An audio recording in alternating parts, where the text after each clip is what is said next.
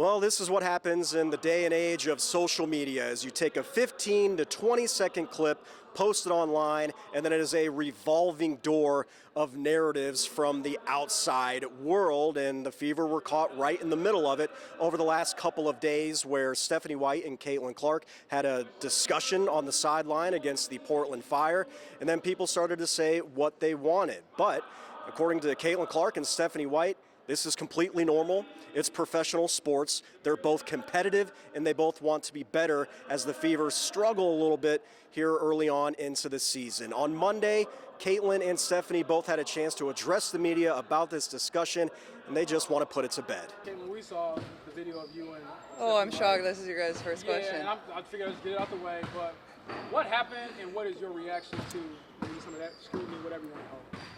I mean, first of all, two people being competitive, two people that really want to win, and I think a lot of those things happen all the time, and I know there's a camera on me, and that's how it's going to be, but there's a lot of people out there in the media or on TV that they think they know a lot of things, and they're just blatantly wrong about a lot of things, and I ride for Steph. I ride for these girls.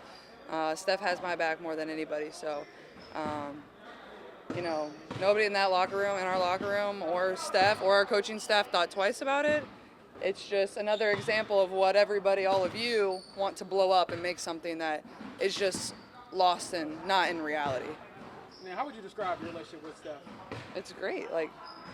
There's nobody, when I got hurt at the Connecticut game last year, I bawled in Steph's arms. That's somebody I will ride for the rest of my life.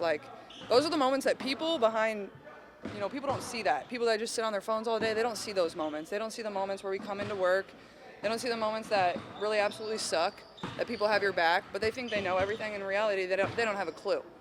And it's old, but it's the reality in the life that I've lived for the past 5 years, and it's something I'm used to, but me and Steph both know what it is, and that's somebody who I will always ride for. She had my back when really nobody else did, so. Sorry about that. You're all good. The fire that you have, the fire that Steph has, obviously, how does that make you better in moments where you want to, where you maybe need that extra push? Yeah, I think she coaches me. As bad as I want it, Steph wants it the same way for me, and she wants it the same way for this team. She's been in this part of this organization as, a player, as a coach, and now trying to hopefully get us to, win our second championship as an organization. She wants this for these people. She grew up in this state. She knows what this state's all about and the way they support the Fever. She wants it just all of us do. And you have to remember, she was a player, and coaches have the same competitive fire that players do. They just don't get to put on the jersey.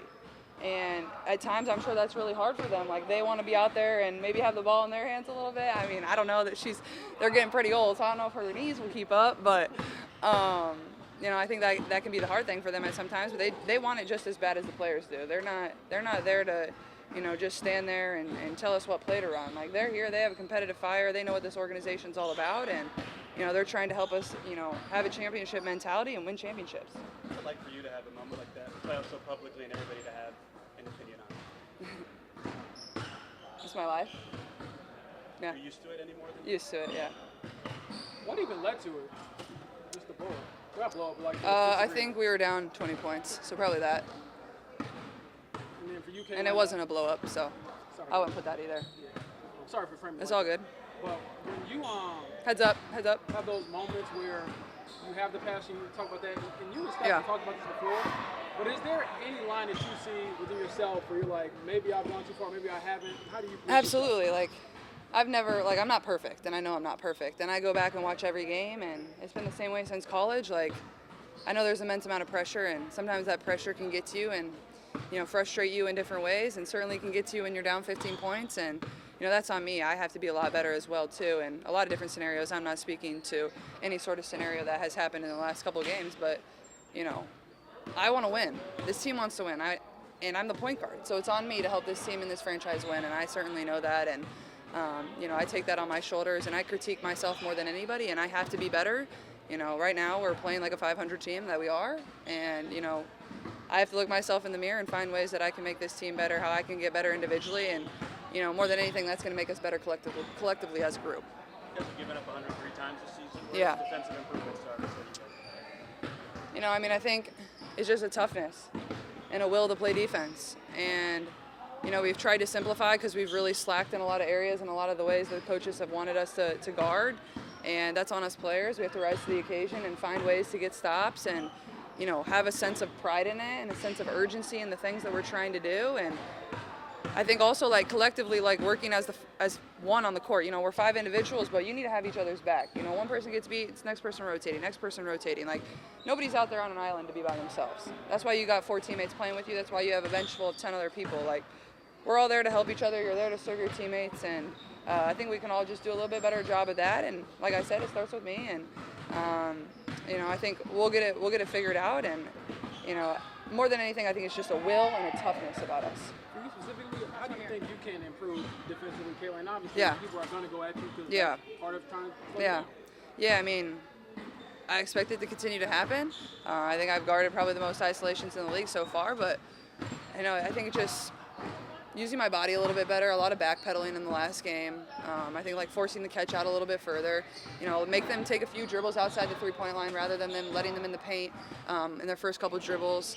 I just think a physicality and a toughness, get them to slide a little bit more laterally than just straight downhill, but I know I have to improve in that area, and I certainly will. I'm going to continue to work on it, and it's one of those things. You look in the mirror, you watch the film, you find ways to get better. And I think even comparing the first Golden State game we had here and then the last game, the difference is, I forced them into, 12, 15-foot contested jump shots rather than the, 7-foot shots around the rim. Those are a lot easier for people to make. Those are the shots that we want to take. So I think, just forcing them out a little bit further, forcing them out beyond the 3-point line, and just doing that. Just a little different level of physicality. Steph, we saw the clip probably everywhere between you and Caitlin. How would you describe what happened in that moment and the relationship you have with Caitlin overall? I think what happened in that moment is I was challenging a player. It's coaching. It's what it is. I don't often think it becomes an issue if you're watching it in men's sports most of the time. And my relationship with Caitlin is great. I love Caitlin.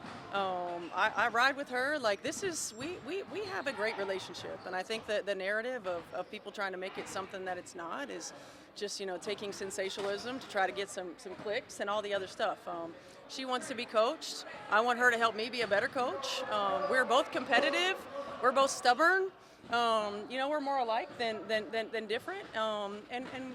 Hopefully we continue to bring the best out of each other. You've been at this for about 10 years as a head coach. What have you learned about player-coach tension? Does any of it change or not change because of the spotlight that's on you, the Fever, and Caitlin? Yeah, I mean, this is not new. This is not a new thing. It's just new because everything that she does gets clicks. That's how everybody makes money, right? That's how everybody makes money. So it's not a new thing. When there was player confrontation / tension / coaching, 10 years ago when I was doing this, or 15 years ago when I was, however long it wasn't on social media. That was just getting started, right? It happens in every sport. It happens in all walks of life. So this is not anything that's new, and it's not a story. You saying you and Caitlin are more similar than different. How do you kind of bring out the best in each other then, because of that competitive fire, that drive, and ultimately the things that are better than not?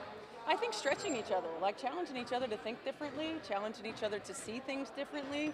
Holding each other accountable to not just settling for what we've always been. I think we both have an intense competitive drive. I think we both have an intense desire to be the best that we can be. And we're both emotional. We're both emotional players. We're both emotional competitors. And I think that all of that channeled in a positive way is really good. As a competitor yourself, what's it like to see these moments play out so virally like that? And do you have to handle that, deteriorate all? Did the moment die right then? How does that go? As far as we were concerned, the moment died right then. It's just, we can't control, the outside narrative. We can't control, what people choose to take a snippet of an instance in a game or, whatever it might be and run with it. We know that people are always going to try to have an opinion about what we're doing in here. People are always going to have an opinion about Caitlin. And it's the reality of the worlds that we live in. It's the reality of the job that we have. But it's not the reality of what the actual relationship is like. And I think just for us, we continue to check in with one another, make sure each other's good, and make sure that we keep the main thing, and go from there. She thinks she might have defended the most isolations in the league this year. Yeah. I think you can do together either out of those, or if she's in as many as she is, what do you guys do better? Well, she has had probably double of what the next person has had, but she's also done a decent job in terms of the numbers in those isolations. I think it's magnified because it's happened right away, and it's happened so frequently early, and people are hunting it out. In isolation in the middle of the floor is very difficult. We've seen it in the NBA playoffs, right? We see it. That's what good teams do. They try to find a matchup that they like and try to attack it. That's what we try to do at times. And so, number one, she's going to continue to grow in that area. Number two, collectively, it's about team defense. And we've got to be more disruptive. We got to be able to sometimes send multiple defenders, sometimes just let her know that we have her back. Our initial positioning, her initial positioning, our initial positioning, where we are on the floor matters. And at times, it's good, and at times it's not. How would you describe how you and Caitlin's relationship has evolved? She was saying, again, we don't see everything. She said last year, hey, my season's over, I put my groin, she's in your arms crying. So how has that evolved from the tense moments, the good moments, everything in between? There's not really tense moments. I mean, this is sports. And for anybody who's played sports, there's competitive spirit. It's not tense moments. I mean, all the people who haven't played at an elite level, I'm sorry, but those high school basketball players, you don't get it. It's not the same. Right, and so I think everybody who's played at an elite level knows that there are things that happen in game. There are things that happen in practice. We're under a microscope. She's under a microscope, and it is what it is. But I think that the definition of tense moment is not that. We've been through some tense moments as a team, and that's not it. Joined now with Tony East to continue our talk here about. I think we're on the same page, not as big of a deal as it needs to be, but here we are talking about it because of the names that are involved. We just heard from Stephanie White and Caitlin Clark moments ago. I think we just kind of get the same sign that this isn't that big of a deal. You see these in sports sometimes. Travis Kelce and Andy Reid stands out as a somewhat recent viral one as well, but when the game is going poorly, the Fever go down 14 in the first quarter. Their defense looks as miserable as it has all season. Everybody's frustrated, and you could see in that moment both of them clearly were. And Stephanie White opted to make a sub. Raven Johnson comes in the game. Nobody likes to be subbed out of a game who's a competitor. Nobody likes to be down 14, coach or player. And I think that spilled into an emotional moment on the bench. But like they both said, I don't think it was a tense thing. I don't think it was a spat of any kind. Just two competitors on the bench. And then it is one of those things, too, where in just listening to Caitlin and Stephanie, and you mentioned it there's just an intense passion of wanting to win basketball games. So I guess sometimes if you're, as much as a microscope Caitlin Clark is, when you zoom out on that microscope, how can maybe this help the team going forward having moments like this? That was the first time all year they truly stunk. I mean, their 3 losses before that, they lost by 1 possession. They won the other 4 games.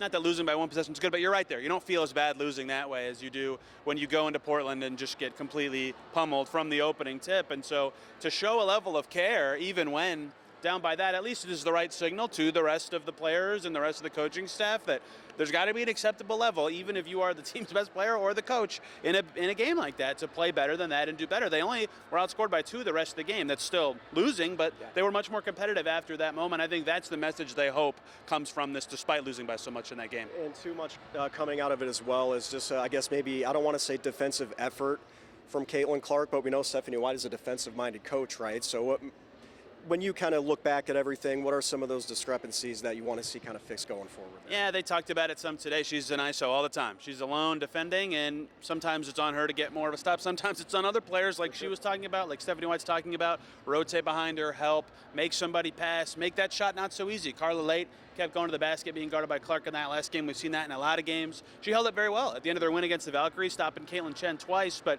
she's got to be a little better in those moments, and the team has to be better supporting her. I think that's where it starts. They're giving up just a lot of one-on-one sets that they don't want to, but they've already given up 100 points 3 times this season. That's very atypical for a WNBA team in 8 games. They have a lot to work on that end of the floor.